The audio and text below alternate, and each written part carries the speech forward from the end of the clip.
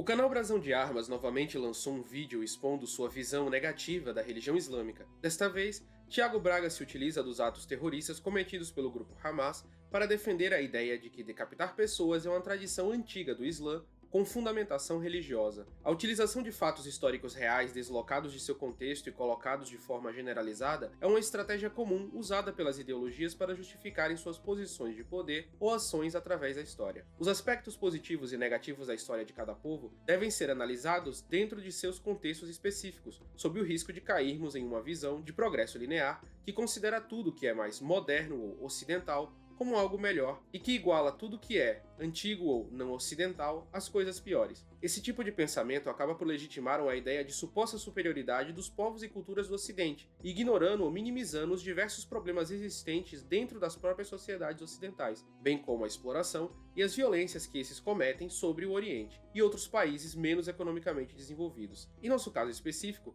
a distorção feita pelo Thiago Braga tende a enxergar o conflito entre Israel e Palestina sob uma ótica de civilização versus terrorismo, o que é refutado por qualquer estudo sério. Em nosso vídeo, buscaremos responder aos principais argumentos do Thiago Braga do canal Brasão de Armas, focando nesses dois grandes temas: a presença de decapitação na história da religião islâmica e o uso da história muçulmana pelos grupos terroristas da atualidade. E assim, vou começar a análise daqui por diante com uma moção absurda de repúdio. O cara me faz um vídeo, para condenar o terrorismo, para condenar a barbárie, para condenar a chacina, se referindo a Benjamin Netanyahu, que está neste exato momento fazendo uma chacina de milhares e milhares e milhares de pessoas. Ele já fez isso em várias ocasiões durante sua carreira política, como o premier israelense que está muito chocado com o terrorismo. Os 40 bebês do Hamas foi uma mentira. Todas as decapitações que foram inventadas para justificar o que está acontecendo em Gaza. Agora, as 700 crianças palestinas destroçadas por bombas são a verdade. Isso é indiscutível. Quando a gente vê notícia de bombardeio israelense em área civil, a gente tem que entender que aquilo ali é o desmembramento de seres humanos com aperto de botões. E o cara vem me fazer esse vídeo asqueroso para dizer que faz parte da cultura muçulmana o barbarismo, ou seja, tudo aquilo que é feito com aquele povo fica subentendido na cabeça de quem assiste como justificável, utilizando um dos maiores genocidas da modernidade, que mata gente indiscriminadamente, como uma fonte para contrastar o barbarismo do Hamas e a civilização israelense. É um vídeo e é um conteúdo, como sempre, extremamente asqueroso. Mas continuemos. Terroristas não são chamados de terroristas à toa. Quando eles atacam um alvo, eles não querem só matar, eles querem chocar. Quando eles exibem seus atos brutais de violência na televisão ou na internet, eles fazem uma espécie de recrutamento público de terroristas em potencial. E esses pseudo-humanos costumam ser pessoas que simpatizam com causas extremistas e inclusive em ver o terror. Geralmente são pessoas ressentidas que ficam se alimentando de mais ressentimento num vórtice maluco que deixa os caras completamente perturbados. E é assim que essas organizações terroristas continuam ativas e renovando os seus militantes por tantas décadas. E nenhum grupo terrorista conseguiu tanto poder nos últimos 20 anos quanto essa desgraça do Hamas. Tanto é que esses terroristas acabaram de desafiar uma superpotência militar: Israel. Nessa guerra, eles têm chocado as pessoas civilizadas, é claro, com esses atos de barbárie e desumanidade. Eles matam mulheres, jovens, idosos, crianças, colocam fogo em bebês, e uma dessas práticas islâmicas voltou, inclusive, a chocar o mundo: decapitação. Como vocês viram na intro do vídeo, inclusive o primeiro-ministro descreveu horrorizado esse horror aplicado pelos extremistas islâmicos do Hamas. E infelizmente, dia 15 de outubro, a equipe forense militar israelense analisou mais de 1000 corpos trazidos da faixa de Gaza e confirmou cientificamente o que já era esperado. Vimos múltiplos corpos com sinais de estupro, completamente queimados, desmembrados, com mãos e pés cortados, pessoas decapitadas e uma criança decapitada. Mas não apenas terroristas praticam esses atos grotescos, não. Nações islâmicas também. Segundo uma denúncia feita pelas Nações Unidas, inclusive, no ano passado, a Arábia Saudita decapitou em massa 81 pessoas em apenas um dia. E esse assassinato em massa foi tão gigantesco que superou o de 2021 no país, que teve 67 execuções no ano inteiro. Ou seja, 80 pessoas foram decapitadas em apenas um dia por uma nação islâmica. Mas sejam terroristas ou sejam estados islâmicos, essa prática de decapitação tem uma tradição histórica milenar, começando no início da Idade Média com o profeta sagrado deles. E é essa tradição histórica macabra que principalmente terroristas evocam para trazer o terror aos seus inimigos e chocar o mundo livre. É fato que grupos extremistas religiosos, étnicos ou políticos utilizam da violência física e psicológica com espetacularização, como forma de incutir medo nos seus adversários e atiçar o interesse de possíveis novos adeptos. Esses atos cruéis são reprovados não só pelas organizações de direitos humanos e principais lideranças religiosas do mundo todo, como pela maioria das pessoas comuns. A esse modelo ideológico e de atuação damos o nome de terrorismo. Existe também uma variedade denominada terrorismo de Estado, para se referir às ações repressivas de perseguição como ocorreu nas ditaduras militares da América Latina no século passado. Por outro lado, a tentativa de associar toda uma ideologia, religião ou povo com ideias ou atos terroristas é uma estratégia frequentemente usada por alguns grupos ou estados para manchar a imagem de seus adversários e justificar toda a atrocidade cometida contra eles. Esse tipo de discurso é usado, por exemplo, por potências ocidentais para legitimar a violência no Oriente Médio ou outros países muçulmanos, associando a religião islâmica ao terrorismo. Fica mais fácil convencer a opinião pública e populações de que a intervenção militar nesses países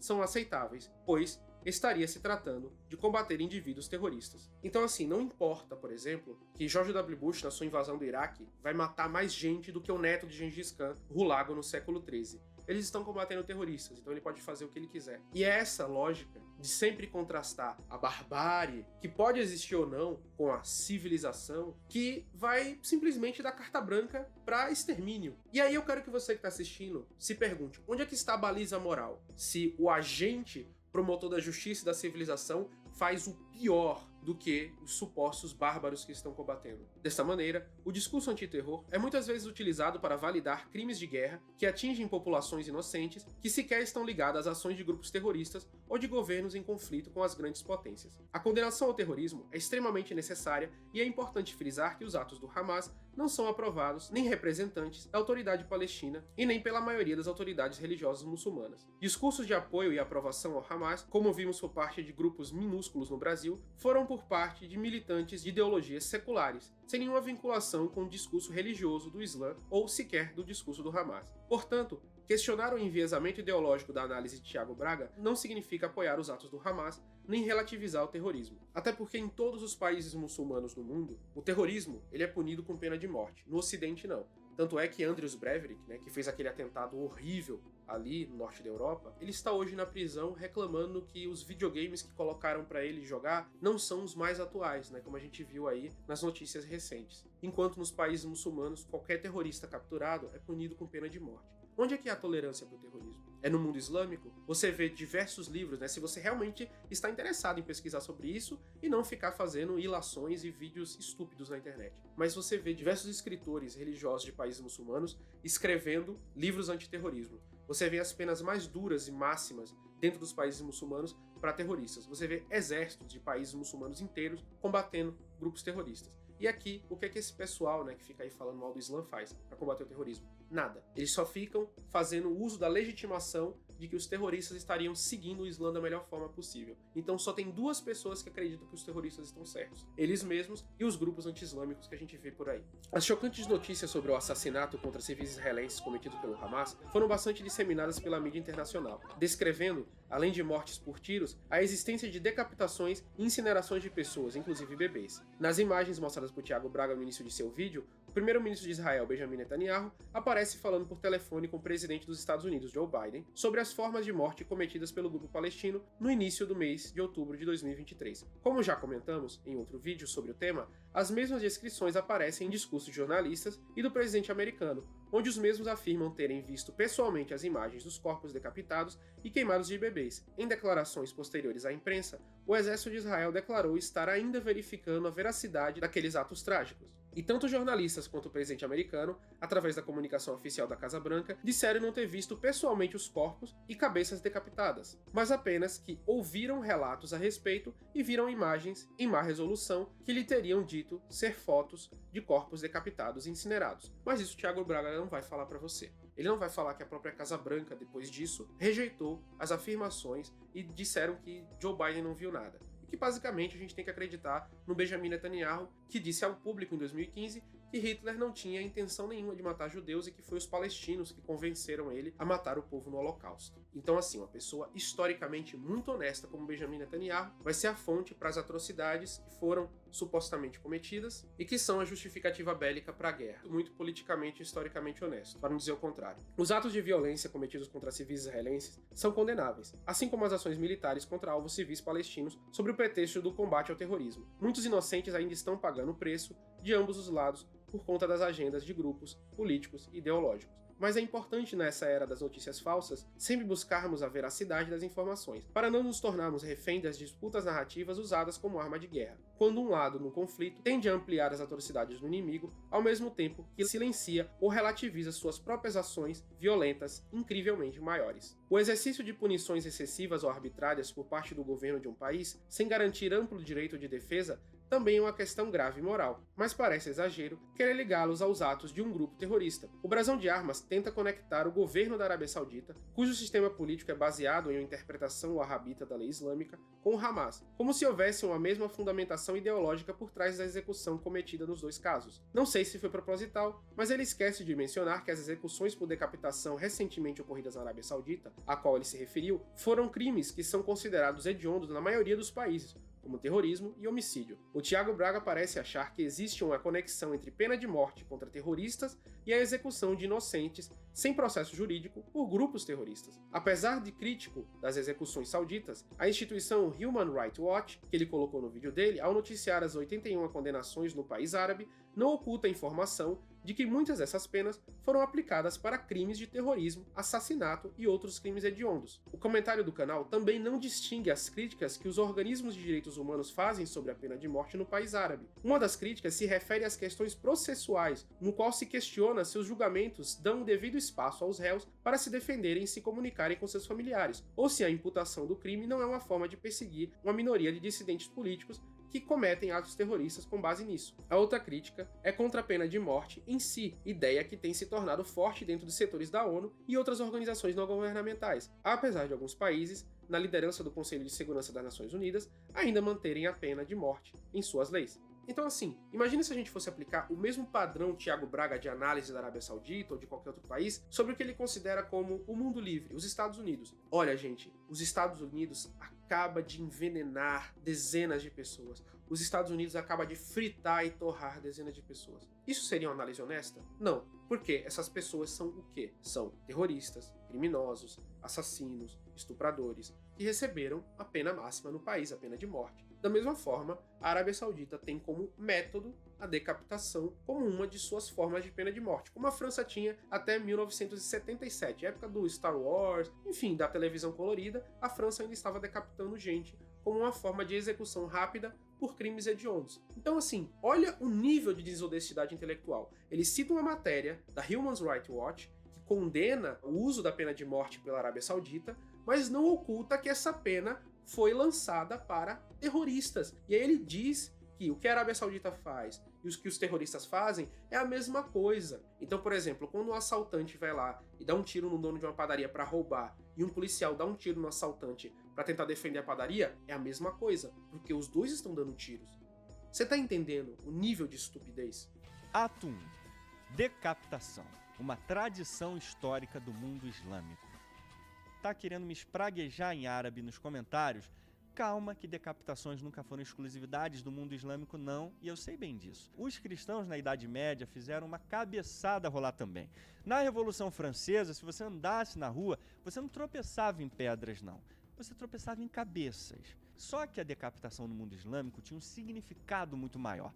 Fazia parte da religião e cultura dos muçulmanos e por isso, ainda no século XXI, nações e terroristas islâmicos continuam evocando essa conexão bizarra para o passado justamente para justificar suas atrocidades. E para ajudar a gente a entender bem isso, nós vamos estudar um artigo muito interessante da professora Maribel Fiero, que é uma arabista espanhola respeitada até por muçulmanos inclusive. É esse artigo aqui publicado na Comparative Literature Studies, chamado Decapitação de Cristãos e Muçulmanos na Península Ibérica Medieval.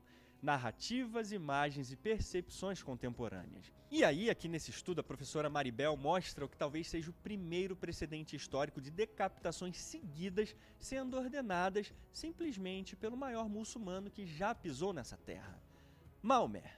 E aí a professora aqui na página 141 confirma a referência a essas decapitações sendo de fato registradas pelos primeiros autores muçulmanos, como Al-Aqidil, falecido em 822, em seu Magid, nomezinhos difíceis, e o Al-Baladuri, falecido em cerca de 892, em seu isso aqui.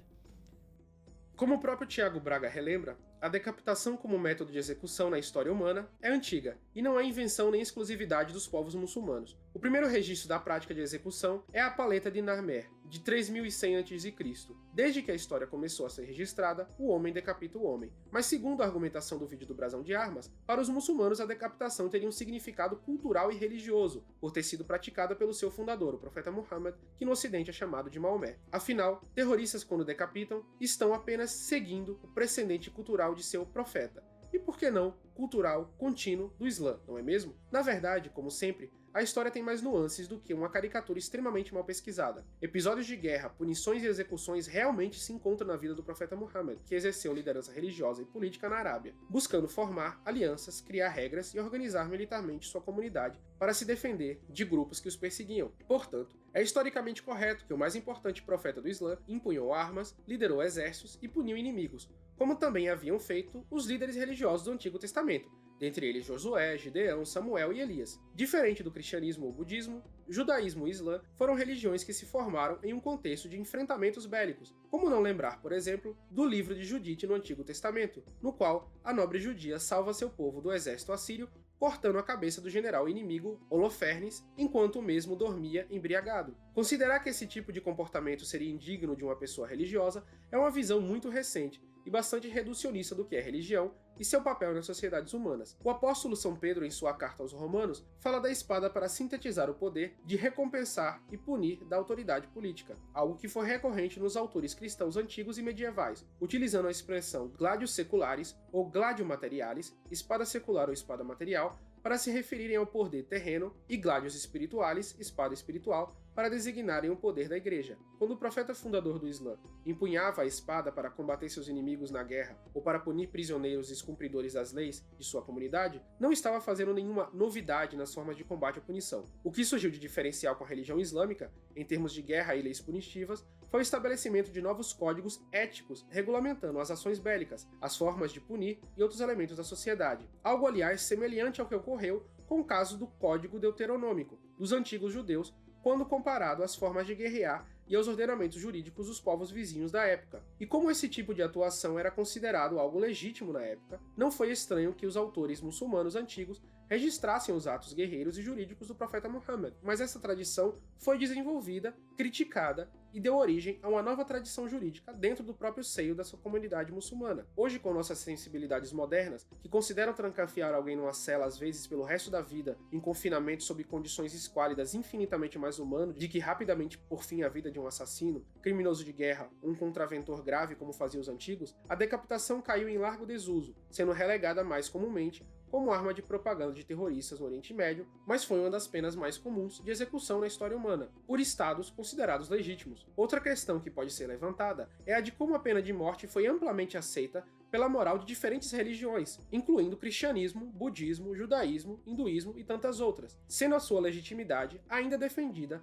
tanto por pessoas ligadas a alguma crença religiosa, quanto por grupos de indivíduos secularistas. Mas isso o Tiago Braga não vai colocar no vídeo dele, que basicamente todas as maiores religiões do mundo estabeleceram a decapitação como uma forma de execução válida em suas sociedades, pois era visto como um modo eficiente e rápido de morrer. Isso não tem nada de cultura islâmica. Isso é cultura humana. Basta lembrar que foi só muito recentemente que a Igreja Católica Romana inseriu em seus ensinamentos oficiais uma condenação total à pena capital. A admissão da moralidade desse tipo de punição costuma aumentar entre a população brasileira, por exemplo, quando o assunto são crimes mais graves, como homicídio, sequestro, estupro e abuso de menores. esta questão é bastante complexa para tratar nesse vídeo. Eu apenas menciono esse assunto para não acharmos que a existência de personagens centrais nas grandes religiões, ordenando a punição capital de indivíduos que cometeram delitos, não é algo irreconciliável com uma religião. E a própria existência da pena de morte para homicídio e estupro na tradição bíblica e na tradição corânica mostram que há uma diferença nítida entre a execução como forma de punir malfeitores ou assassinatos e maus tratos a civis inocentes por grupos paramilitares. Querer traçar uma linha das penas capitais decretadas pelo profeta Muhammad aos assassinatos cometidos por grupos terroristas pretende igualar atos que, embora materialmente parecidos, são moralmente, explicitamente distintos. Como no exemplo que eu citei para você, o profeta Muhammad ele era um estadista que delegava punições estabelecidas num estado para controlar as forças criminosas ou belicosas que atacavam a sua comunidade. Dizer que isso é a mesma coisa de um grupo terrorista que sequestra e decapita alguém é basicamente fazer o exemplo anterior que eu disse. Eu acho que isso é bastante desonestidade intelectual. Mas então, voltando para o artigo da professora Fiero, nas páginas 145 e 146, ela começa a fazer uma descrição dessas decapitações feitas por cristãos na Península Ibérica ao longo da Idade Média.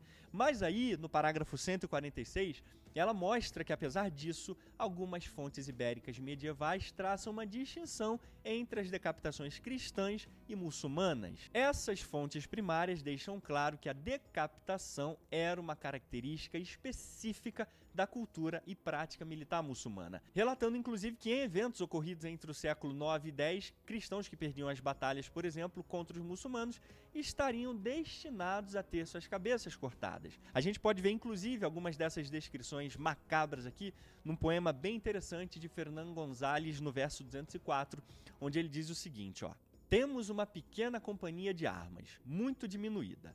Perderemos a cabeça se nos derrotarem." E na nota 25 aqui a professora cita outras fontes para mais exemplos sobre essa percepção que os cristãos tinham de serem decapitados após perderem batalhas. E aí a autora segue mostrando nas páginas seguintes que até em crônicas francesas, inclusive como a Chanson de Geste, a gente pode encontrar o mesmo padrão cultural muçulmano de matar. E ainda de acordo com a professora Maribel Fiero, as crônicas de Andaluzia, tanto cristãs quanto muçulmanas, estão repletas de decapitações de não muçulmanos por muçulmanos, de decapitações de muçulmanos por muçulmanos e, em menor grau, de decapitações de muçulmanos por não muçulmanos. E é importante que a gente entenda bem essa distinção e essa dinâmica enquanto a gente avança diacronicamente na história e percebe que, ao longo dos séculos, a prevalência histórica e material confirma que a decapitação era praticada indiscriminadamente pelos muçulmanos, contra outros e contra eles mesmos. E o uso das decapitações como terror já começa com a invasão muçulmana na Península Ibérica já no início do século VIII, embora nem perto do que viria a acontecer nos séculos seguintes. E apesar da violência generalizada dessa invasão, a professora diz aqui na página 147 que a conquista de Al-Andalus e a matança que acarretou não produziram a colheita de cabeças decepadas que encontraremos mais tarde durante o califado de Abd al-Rahman III.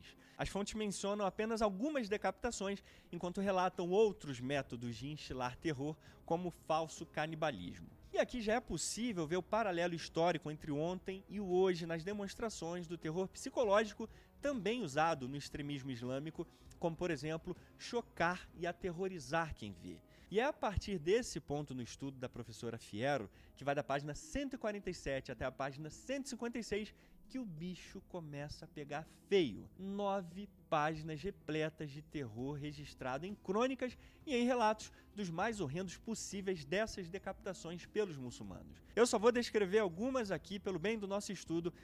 Para seu argumento relacionando a decapitação à tradição religiosa islâmica, Tiago Braga se utiliza de um artigo da historiadora Maribel Fiero intitulado Decapitations of Christians and Muslims in Medieval Iberian Peninsula, Narratives, Images and Contemporary Perceptions. O texto da pesquisadora espanhola analisa o tema da decapitação de muçulmanos e cristãos e sua percepção nas fontes medievais da Península Ibérica. Só que vocês se lembram dos últimos debates que eu tive com o Tiago Braga, onde eu mostro que essa historiadora é justamente a que pega toda a ideia do mito de Andaluzia que ele falou no vídeo dele e de Dário Fernandes Moreira e mostra que isso tudo é uma pataquada desses historiadores de direita política americana? Só que ele não cita isso nesse vídeo, né? Em um primeiro olhar, a pesquisa da professora Fierro parece corroborar a tese de que a decapitação seria uma forma de execução culturalmente atrelada à religião islâmica. Essa é a leitura feita pelo Brasão de Armas, quando cita a página 146 do artigo, concluindo que as fontes cristãs medievais ibéricas deixaram claro a característica específica da decapitação como uma prática cultural muçulmana, quando a autora diz, apenas nesse trecho, que as fontes cristãs estabelecem uma associação entre os dois elementos. Apesar do objetivo de estudo da Maribel Ferro ser a prática da decapitação e a forma como elas eram abordadas nas fontes históricas medievais ibéricas, a discussão de fundo evoca algo muito mais profundo, o uso de fatos históricos do passado para legitimar práticas e discursos numa época posterior. Não por acaso, em sua introdução, a autora relembra as discussões contemporâneas sobre a presença de cabeças muçulmanas decapitadas em brasões e obras de arte da história ibérica, em contraste com a realidade atual de uma Espanha pluralista e multicultural. Mas Tiago Braga não vai falar isso, que a própria autora do artigo que ele cita fala também que, tal como terroristas continuam utilizando a prática da decapitação, sociedades modernas da Espanha e de Portugal, na Europa atual, ainda continuam celebrando a prática medieval de decapitar muçulmanos e colocando como emblemas em cidades. Isso gera uma contradição entre a sociedade medieval antiga e pré-moderna ou moderna e uma sociedade plural atual. Ela não usa o artigo para difamar o Islã ou falar que é uma prática cultural específica do Islã a prática da decapitação, e sim para falar que, na história da Península Ibérica, você tem as duas coisas acontecendo nas duas civilizações, porque é uma prática humana, da história humana, como ela deixa, e ela não escreveu um artigo para falar que decapitar é uma coisa da cultura islâmica, ou específico da cultura islâmica, ou que os islâmicos têm isso como uma base da sua religião, da sua teologia, etc. Não foi isso que ela falou no artigo. Mas é isso que ele quer te fazer acreditar com o videozinho dele. E foi mais ou menos assim, ou não, que em 844 d.C., os vikings atacaram a cidade de Sevilha. Mas estavam em muito menor número, foram derrotados e os mortos foram decapitados e suas cabeças cravadas em lanças colocadas na frente da cidade. Alguns vikings conseguiram fugir para os seus navios e de lá assistiram seus companheiros serem todos decapitados na sua frente. Fica aí pensando que vida de viking era fácil, rapaz. Ficar só arrotando cachaço o dia inteiro? Não deixa esses seriados entrarem na sua cabeça não, menino. Um outro caso sinistro aconteceu na região da Extremadura, em Portugal, quando cristãos e muçulmanos se rebelaram contra o governo muçulmano em 876. E aí, depois dos muçulmanos terem derrotado a rebelião, eles juntaram todos os prisioneiros, homens, mulheres e crianças, para começar o terror. Primeiro veio o terror psicológico e depois o físico. É porque primeiro eles começaram a perguntar um a um se eles eram cristãos ou muçulmanos. Quem dissesse que era cristão perdia a cabeça na hora, e os seus filhos seriam levados cativos. Quem dissesse que era muçulmano tinha que recitar versos do Corão. Se eles citassem os versos corretamente, o vizir dizia que eles tinham acabado de aprender, então não tinha validade nenhuma. E aí eles tinham que fazer um outro teste, mais difícil: recitar tradições do profeta. Se eles citassem essas tradições incorretamente, eles seriam considerados cristãos e iam perder a cabeça do mesmo jeito. Ou seja, era tipo um Jogos Mortais medieval versão muçulmano. Mas agora, voltando para o artigo da professora, aqui na página 151, ela cita o que, na opinião dela, é um dos eventos mais famosos e horríveis da história de Andaluzia, chamado de O Dia do Fosso, ou então Jornada do Fosso. E o que aconteceu ali foi o seguinte: a cidade de Toledo sempre foi um pedregulho no sapato dos mouros, desde que eles invadiram a Península Ibérica, porque eles tentavam o tempo todo se rebelar contra os árabes. Talvez porque Toledo era a capital do falecido reino visigótico e muitos nobres eram ainda descendentes dos visigodos que moravam ali. Por isso o rei Al-Hakam I teve uma ideia brilhantemente macabra para acabar com a revolta. Ele resolveu chamar os nobres da cidade para um banquete no seu palácio para eles acertarem as coisas. E aí adivinha só o que aconteceu no final do banquete? 400 nobres foram decapitados. E para fechar essa carnificina maluca, eu deixei o pior para o final. Durante o período de Al-Rahman II, uma outra expedição foi enviada a Toledo. Essa tropa muçulmana, liderada pelo comandante Massar Ayub, conseguiu alcançar muitos toledanos que fugiram da cidade. Aí você já imagina o que aconteceu com eles, né? O cronista árabe Ibn Hayyan conta na sua crônica que o número de cabeças trazidas para o comandante muçulmano era tão grande que ele morreu poucos dias depois de horror com aquela visão macabra. Então agora vamos resumir essa desumanidade toda maluca aqui. É interessante notar que a esmagadora maioria dos exemplos de decapitações citados por Maribel em seu artigo se tratam de violências intramuçulmanas, ou seja, como punição contra levantes rebeldes ou em decorrência de lutas entre potentados muçulmanos. A historiadora deixa claro que mesmo que a opção do uso deste método para execuções ter algo de precedente na tradição islâmica e em diversas culturas humanas nos últimos 3 milênios, sua aplicação tem forte caráter político, tendo sido usada mais amplamente durante o período de maior turbulência política interna, e não diz indiscriminadamente como afirma o brasão de armas. Ela diz: os primeiros emires omíadas de Al-Ândalus, Abdurrahman I e seus sucessores Hisham I e Al-Hakam I, parecem ter estado muito ocupados decapitando rebeldes muçulmanos, ou, para pôr de modo diferente, impondo seu próprio poder sobre aqueles que o resistiam. Ela continua: o número de decapitações aumentou drasticamente durante o reinado de Abdurrahman III. Esse aumento está relacionado às suas campanhas, primeiramente contra rebeldes internos, ou em menor medida, contra os reinos cristãos, mas também à sua necessidade de estabelecer sua legitimidade enquanto califa e não meramente enquanto emir. A pesquisadora ainda diz: Al-Mansur, o Hajib, que governou após o fim do poder efetivo omíada, precisou recorrer à violência e a assassinatos durante sua carreira para tornar-se governante de facto de Al-Ândalus. Mas o número de cabeças decepadas trazidas de volta de suas campanhas contra os cristãos não são tão numerosas quanto poderia se esperar, levando em consideração a proeminência da ideologia da jihad em sua luta pelo poder. Estes são apenas alguns exemplos dos inúmeros que a renomada historiadora cita em seu artigo, concluindo que interesses políticos e luta pelo poder e legitimação dinásticas eram os principais motivos por tais a decapitação. No artigo inteiro, ela fala inclusive que as decapitações eram dirigidas contra rebeldes muçulmanos, criminosos dentro do Estado. Ela não disse que eram indiscriminadas, ou enfim, que eram generalizadas, como o Thiago Braga fala no artigo dele para a Gazeta do Povo, que ele utilizou para fazer esse roteiro, que vocês podem ler a refutação logo quando saiu no site da página História Islâmica. A história da Península Ibérica da conquista muçulmana, do ano de 711 até a conquista cristã de Granada em 1492, não foi uma luta nítida e contínua entre reinos cristãos e emirados muçulmanos, mas alternou em períodos de mais intensidade de conflitos ou maiores interações comerciais e culturais entre poderes ou de um ou outro lado. Exemplos disso podem ser vistos no século XI e século XII, nas figuras de cavaleiros cristãos como El Cid e Geraldo Sem Pavor, que combateram alternadamente ao lado de exércitos cristãos ou muçulmanos. Como a própria Maribel analisa, as decapitações e outros métodos de intimidação foram maiores quando as disputas de poder dentro e fora dos muros das fortalezas haviam sido mais intensas. Quando falamos de números em história, precisamos também tomar o cuidado de não olhar esses dados ignorando as devidas proporções ao comparar as realidades diferentes. Proporcionalmente, falar que Al-Ândalus era uma terra de cultura de decapitações pela abundância de registros é como dizer que os Estados Unidos, em paz, são infinitamente mais perigosos que o Haiti da Guerra Civil, comparando apenas os números de morte registrados em ambos os países, e não as proporções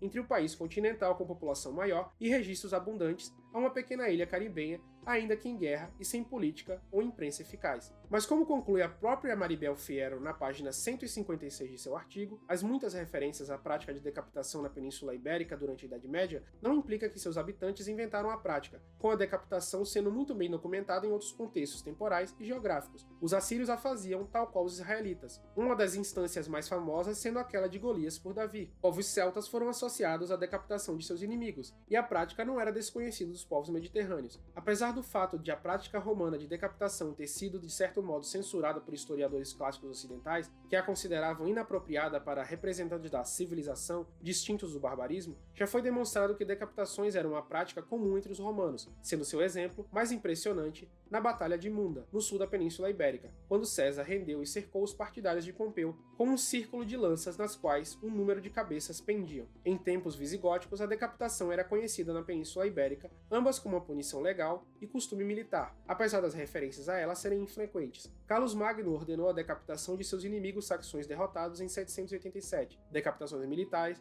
são bem documentadas no Oriente Islâmico durante o Império Omíada e Abássida, e no Ocidente Islâmico sob os Fatímidas. Na Europa cristã medieval, os normandos decapitavam prisioneiros de guerra. É fato que as fontes islâmicas andaluzas abundam nos relatos de execuções de inimigos por decapitações, como assertivamente aponta a historiadora, mas também abundam em manuais sobre culinária, matemática, medicina, poesia, astronomia, religião, sexo e o que mais se pudesse colocar no papel. Muçulmanos ibéricos medievais tinham uma produção literária vastíssima e escreviam sobre tudo o que acontecia. Porém, não significa que se um cronista árabe de Toledo do século IX escrevesse sobre os rebeldes que o seu rei mandou decapitar após um fracassado levante, como a infame Noite Toledana, que apenas em Al-Ándalus aquilo ocorreu naquele ano, e que o mesmo não acontecia nas Astúrias cristã, em menor escala ou com outros contornos. Nos restam poucas fontes cristãs do período, provavelmente devido ao fato de que o analfabetismo era prevalente na corte asturiana se comparada com as cortes islâmicas, com exceção da classe clerical, sendo que os registros da própria Casa Real Asturiana, que contam suas origens em Pelágio, por exemplo, somente começarem a partir de Afonso III, muitos e muitos anos depois dos eventos que narram. Devido à escassez de fontes, é difícil saber a extensão da prática de decapitação dentro da Península Cristã. Entretanto,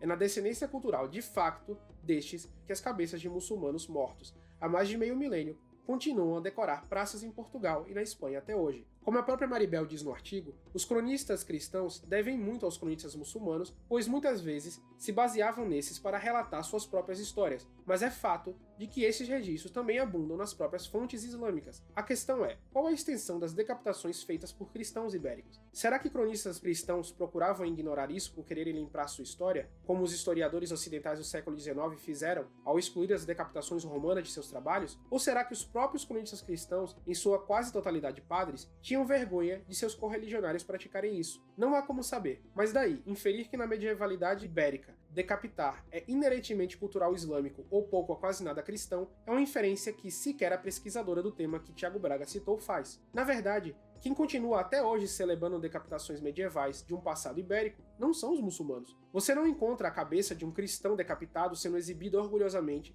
como arte quando adentra as cidades no Oriente Médio ou Norte da África. Mas se for a Évora, em Portugal, temos a estátua retratando a figura do cavaleiro português Geraldo Sem Pavor erguendo a cabeça do alcaide muçulmano de Évora, Balerrém, enquanto a de sua filha, Abrina, encontra-se devidamente degolada aos seus pés. Ambos mortos covardemente durante o sono, segundo a lenda da tomada furtiva do castelo por Geraldo. Uma visão no mínimo inusitada para uma urbe da União Europeia do século XXI. Para deixar as coisas ainda piores, o Geraldo histórico sequer era um defensor cruzadista da Europa. Ele serviu tanto a reis muçulmanos quanto cristãos, sendo esta representação uma projeção anti-histórica semelhante, em espírito, mas com as devidas ressalvas ao que terroristas fazem quando evocam o profeta, combatendo seus inimigos para degolar algum jornalista sequestrado. É a distorção da história. Não é algo incomum andar pela Espanha ou Portugal e encontrar motivos heráldicos ou iconográficos das cabeças de muçulmanos arrancadas dos corpos. Tais imagens fazem parte da iconografia, inclusive religiosa. O santo padroeiro da Espanha não é outro senão São Tiago Mata-Mouros, ou São Tiago, o matador de muçulmanos, que nas imagens católicas é sempre representado passando com seu cavalo sobre cabeças de muçulmanos arrancadas ou seus corpos desfalecidos. Com a colonização das Américas, a figura foi inclusive convertida de assassina de mouros para a guilhotina divina de indígenas, nascendo assim o Santiago Mata-Índios na América Espanhola, e depois da catequização, os nativos devolvem o favor criando o Santiago Mata-Espanholes. Ou seja, o culto da decapitação, onde você faz estátuas para celebrar a decapitação, dentro do mundo islâmico não existe e é uma prática de grupos criminosos terroristas. Mas na Europa, você vai e até hoje, estátuas de muçulmanos decapitados em brasões, em cidades, no centro de praças, existem. Então, como a própria historiadora coloca, não é algo inerente da cultura islâmica e não é algo que a cultura islâmica propõe ou que é religiosamente justificado. Até porque se você vai para a Europa moderna e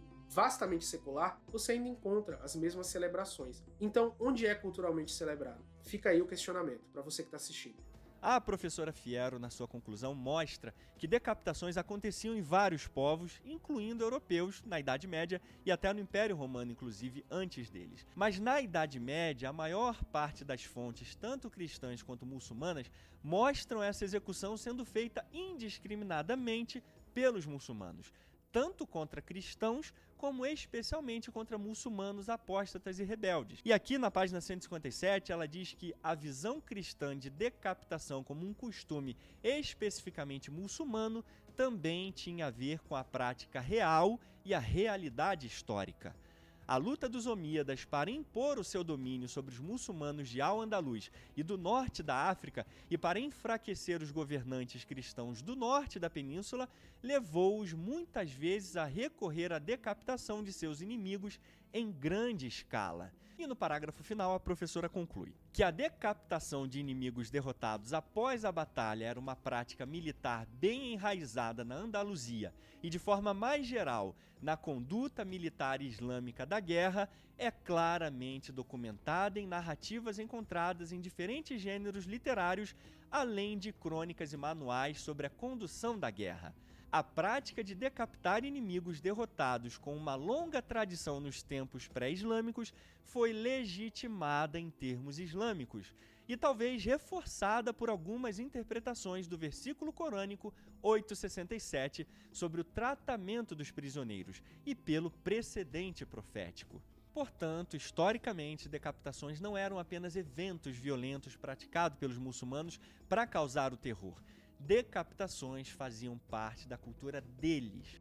Na sua leitura, o canal Brasão de Armas entende que o artigo da professora Maribel Fierro corrobora com a tese de que a prática de executar inimigos pela decapitação é um costume especial dentro da cultura muçulmana. Para compreendermos bem, é necessário lermos novamente um trecho do final do texto da pesquisadora. Embora as fontes muçulmanas andaluzas não sejam de forma alguma reticentes nas suas descrições da decapitação de muçulmanos por muçulmanos, são consideravelmente mais limitadas nas suas referências à decapitação cristã de muçulmanos. Os muçulmanos que morrem lutando contra infiéis são considerados mártires que ganham o paraíso através de suas mortes. Sua salvação é garantida independentemente do fato de que seus cadáveres não tenham sido enterrados de acordo com o ritual islâmico adequado. Por outro lado, fontes cristãs que descrevem abertamente a decapitação cristã de muçulmanos também registram muçulmanos decapitando cristãos e tendem a retratar a decapitação de inimigos como um costume muçulmano, antes de mais nada, uma visão cujo oposto não é transmitido em fontes muçulmanas. Essa característica específica das fontes cristãs deve ser parcialmente explicada pela dívida que a historiografia cristã deve às fontes muçulmanas, por se basearem em material de cronistas muçulmanos. As fontes cristãs registram inevitavelmente decapitações muçulmanas, tanto dos seus aliados muçulmanos como de cristãos, mas a visão cristã da decapitação como um costume especificamente muçulmano também tinha a ver com a prática real e a realidade histórica. O primeiro fato apontado por Maribel é que existem duas diferenças nos relatos cristãos e muçulmanos. As fontes muçulmanas mencionavam várias decapitações cometidas por muçulmanos contra muçulmanos e poucas decapitações de cristãos contra muçulmanos. As fontes cristãs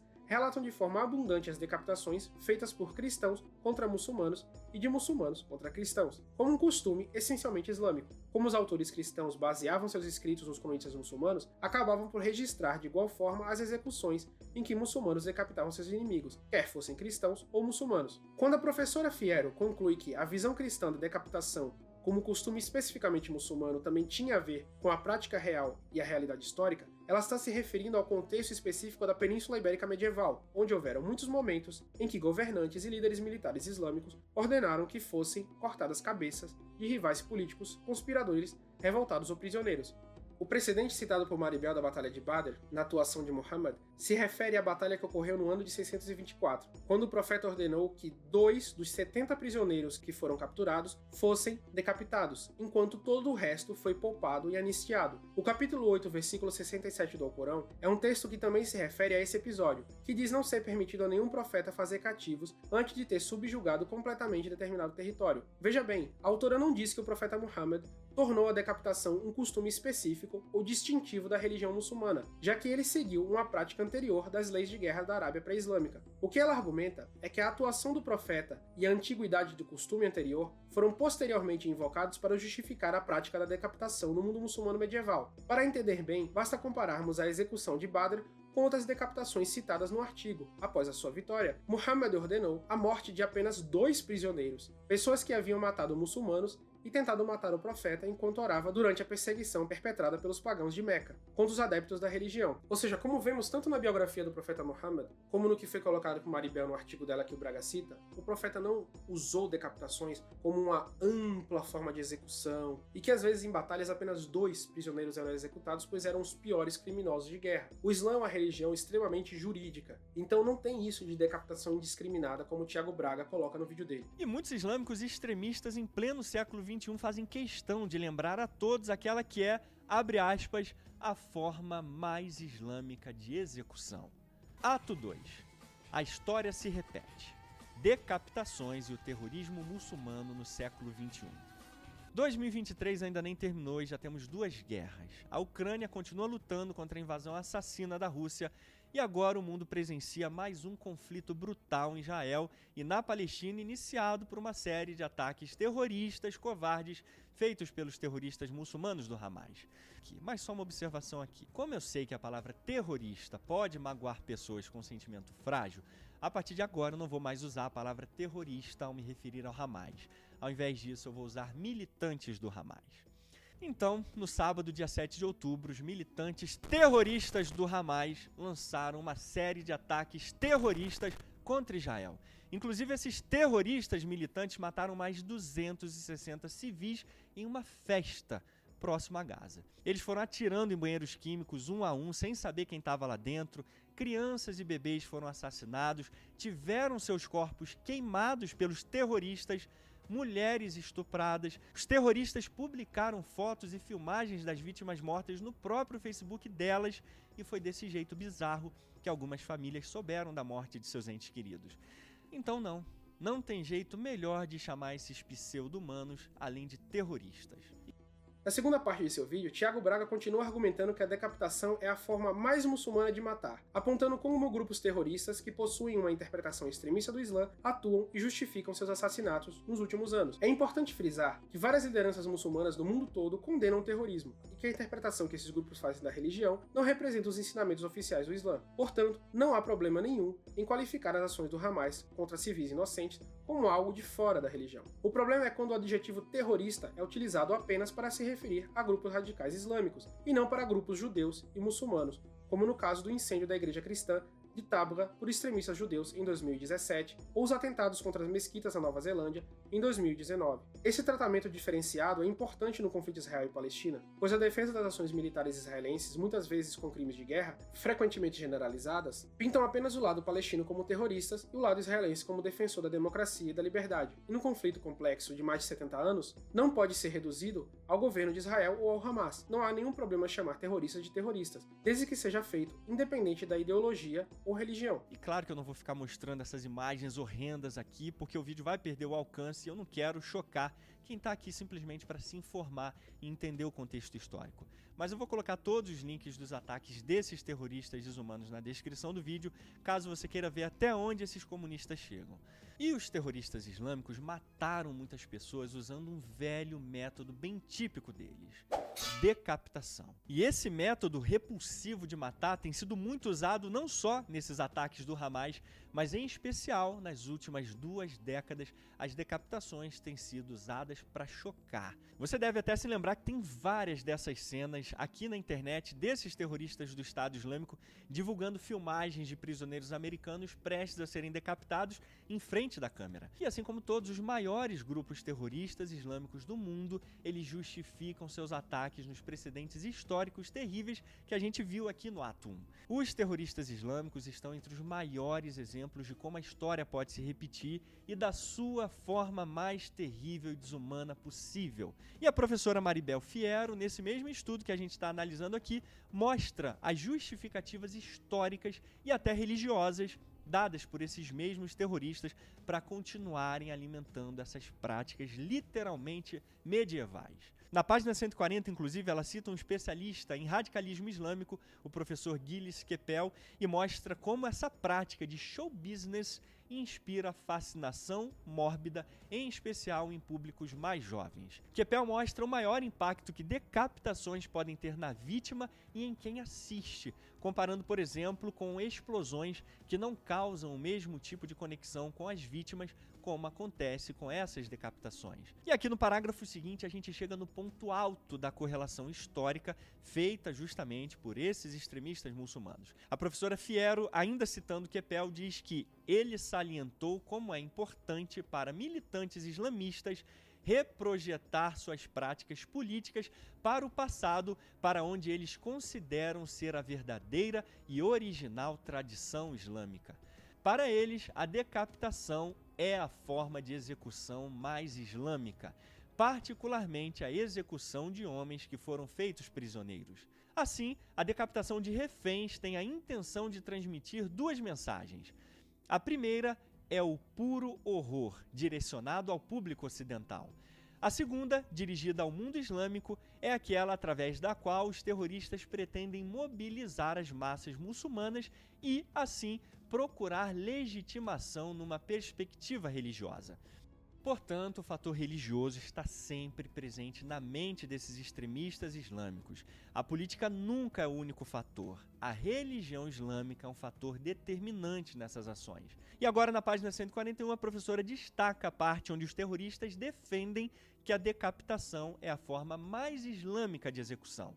E aqui ela cita o terrorista Abu Musab al-Zarqawi, que eu falei excelentemente bem agora, ex-jihadista famoso do Al-Qaeda no Iraque. Ex-jihadista porque ele já morreu, graças a Deus. Em maio de 2004, depois de ter decapitado o americano Nicholas Berg, ele declarou a legitimidade do assassinato, dizendo que o profeta, Maomé, ordenou a decapitação de alguns dos prisioneiros de Badr, que tinham suas mãos amarradas. Ele é nosso padrão e um bom exemplo a ser seguido. E nessa filmagem aqui a gente pode ver exatamente como eles seguem esse precedente histórico. Mãos amarradas para trás e em seguida decapitação. E aqui no artigo a professora atesta esse precedente histórico relatado desde o ano 822 por cronistas muçulmanos pioneiros como Al-Aqid na sua crônica Maghazi, embora Saladino mesmo fosse contra a ideia de matar inimigos com suas mãos amarradas. Algumas lideranças muçulmanas se manifestaram contra essa declaração de Zarqawi como sendo não islâmica. Tiago Braga aqui parte de uma premissa verdadeira, a de que os terroristas tentam justificar seus atos como precedentes históricos do profeta Muhammad, de que esse é um exemplo de como a história pode se repetir. Ora, a reutilização da história não é uma repetição, mas uma instrumentalização, distorção ou modificação do passado para legitimar discursos do presente, sob motivações ou contornos ideológicos diferentes. A citação feita pelo youtuber do estudioso francês Gilles Capel, elencada na página 140 do já mencionado artigo de Maribel Ferro, diz apenas que os grupos terroristas tentam conectar suas práticas com o que os mesmos terroristas acreditam ser a verdadeira tradição original islâmica. Mas nem Capel nem Maribel Ferro dizem que os extremistas islâmicos estão mais próximos do Islã inicial que os grupos majoritários dentro da religião, ou que decapitação é a forma mais islâmica de execução. Dizer que a religião é um fator determinante de um grupo extremista não diz nada sobre aquela crença religiosa ser essencialmente extremista, apenas mostra que existem pessoas que interpretam à sua própria maneira determinadas ideias religiosas, independente do que elas digam em sua origem. O canal Brasão de Armas, novamente, aponta a referência de que extremistas fazem a execução de prisioneiros por ordem de Muhammad em Badr como prova da suposta existência de uma continuidade histórica, religiosa e cultural entre os dois atos. Em nenhum momento ele busca análise de qual foi a atuação do profeta naquela batalha, para então avaliar se há ou não uma semelhança entre as duas ações. E a professora lembra que depois de 11 de setembro também surgiram muitos movimentos cruzadistas evocando esse conflito violento entre cristãos e muçulmanos na Idade Média. Mas o fato inquestionável é que nas últimas 2 décadas as maiores, mais influentes e poderosas organizações terroristas do mundo são muçulmanas. De acordo com o Global Terrorist Index de 2023, os grupos terroristas mais mortais do mundo em 2022 foram o Estado Islâmico e seus afiliados, seguidos por Al-Shabaab, Exército de Libertação do Baluchistão e o Jamaat Nusrat al-Islam wal-Muslimin. Aqui o Tiago Braga comenta de relance o fato apontado pela professora Maribel de que depois do 11 de setembro de 2001, o fenômeno histórico das cruzadas cristãs foi também utilizado por grupos anti-islâmicos para justificar discursos de ódio contra populações muçulmanas ou intervenções militares nos países do Oriente Médio. Mas logo em seguida ele pula para argumentar que a maior parte dos atos terroristas nos últimos anos têm sido realizados por muçulmanos. Conforme aponta a Global Terrorism Index de 2023, citado pelo canal Brasão de Armas, nos últimos 10 anos, os grupos terroristas islâmicos, assim chamados, cresceram em poder e atuação, especialmente o Estado Islâmico, embora os mesmos tenham sido drasticamente derrubados na Síria e no Iraque. Mas expor o dado simplesmente não responde ao problema, pois ele não aponta as causas do fenômeno. Por exemplo, por que grupos extremistas costumam surgir mais em alguns países de maioria muçulmana do que em outros? Seria porque esses países são constantemente invadidos e têm governos desestabilizados de 20 em 20 anos por países estrangeiros? Por que jovens ocidentais, sem origem étnica associada ao Oriente Médio, acabam se sentindo atraídos pelo discurso de extremistas do Estado Islâmico, por exemplo? Comparando com a Europa, Estados Unidos e Austrália, o sacerdote australiano Patrick McNerney havia apontado que nas décadas anteriores a 2014, os muçulmanos foram a minoria nos ataques terroristas ocorridos naquele país. Especialmente na Europa, o nacionalismo e as rivalidades étnicas continuam sendo um forte motivador de ataques terroristas até hoje. Se as motivações dos ataques terroristas mudaram conforme as localidades, não podemos olhar a crença ou filiação religiosa como um único fator. Existem muitos problemas por trás desse fenômeno, e fazer um discurso preconceituoso contra o Islã não vai revelar as causas mais profundas, nem solucionar o problema do terrorismo nos diferentes lugares quando ele ocorre. Mas não é isso que o canal Brasão de Armas quer fazer quando ele faz um vídeo. Ele não quer olhar pela gênese do terrorismo, onde ele é praticado. Ele só quer dizer assim, olha, decapitar é coisa de muçulmano, é a forma mais islâmica de matar, e o que os terroristas estão fazendo é exatamente o que a cultura islâmica, ou seja, 1400 anos de tradição cultural, prega. Por outro lado, é importante também lembrar que a maior parte das vítimas do terrorismo são os próprios muçulmanos. A maioria dos grupos terroristas que seguem a vertente wahhabita consideram muçulmanos sunitas e xiitas como falsos seguidores do Islã, apesar de serem quase a totalidade da comunidade muçulmana, e são os alvos de seus ataques. Por isso mesmo, houveram na Síria e no Iraque milícias muçulmanas e cristãs se unindo para lutarem contra o grupo Estado Islâmico, por exemplo. Ou seja, não podemos confundir os fatos com as distorções e usos ideológicos que pessoas ou grupos fazem dos mesmos acontecimentos. Isso é transformar a história em propaganda, não em ciência. Mas é isso que o canal Brasão de Armas faz. Não tem interesse nenhum em história. E não é uma mera coincidência que depois dos ataques terroristas do Hamas, líderes religiosos muçulmanos como esse aqui na Austrália fizeram celebrações e comemorações públicas. E repara na postura retórica dele, na maneira inflamada como ele fala aqui. Repara que o público também de religiosos muçulmanos grita desvairadamente Allahu Akbar, ou Alá é grande. Smiling and I'm happy. I'm elated. It's a day of courage. It's a day of happiness. It's a day of pride. It's a day of victory. This is the day we've been waiting for. Para provar sua associação da religião islâmica com o terrorismo, o Tiago mostra um discurso de um líder muçulmano para uma multidão em uma cidade australiana, louvando os atos do Hamas contra civis israelenses em outubro desse ano, apoiado por calorosos gritos da expressão árabe Allahu Akbar, que significa Deus é maior. Isso prova muito pouco da religião islâmica em si, mas a gente não vê, por exemplo, em nenhuma parte do vídeo, o Tiago Braga colocar os extremistas israelenses, os colonos israelenses ou grupos terroristas israelenses celebrarem ataques contra civis palestinos, exemplos de violência, contra os palestinos, ou as cenas grotescas de um casamento em Israel, onde a foto do bebê Ali Dawabshi era esfaqueada pelos colonos, que haviam matado o bebê queimado vivo. Então assim, pessoal, o vídeo do Tiago Braga é isso que vocês viram. É uma grande sucessão de desonestidade intelectual travestida de história. Não tenho interesse em analisar as fontes, o problema do terrorismo, decapitações como pena histórica. É só isso aí que vocês viram. É basicamente isso aí mesmo. Os muçulmanos são maus, eles decapitam pessoas, eles fazem isso porque a religião e a cultura deles manda. Não tem muito a acrescentar um conteúdo desse, Mas enfim, é apenas uma continuação do que a gente tem visto dos conteúdos do canal Brasão de Armas. E se você gostou desse vídeo, não deixe de deixar seu like e compartilhar com seus amigos. Inscreva-se no nosso canal e aperte no sininho para não perder nenhuma notificação sobre novos vídeos. Acesse também o portal da página História Islâmica, onde você vai ter acesso aos mais variados artigos sobre os temas que abordamos no nosso projeto. E também nos siga nas outras redes sociais, como no Instagram, no TikTok e no Facebook. E é isso aí. Assalamu alaikum. Até o próximo vídeo. História Islâmica com Mansur Peixoto.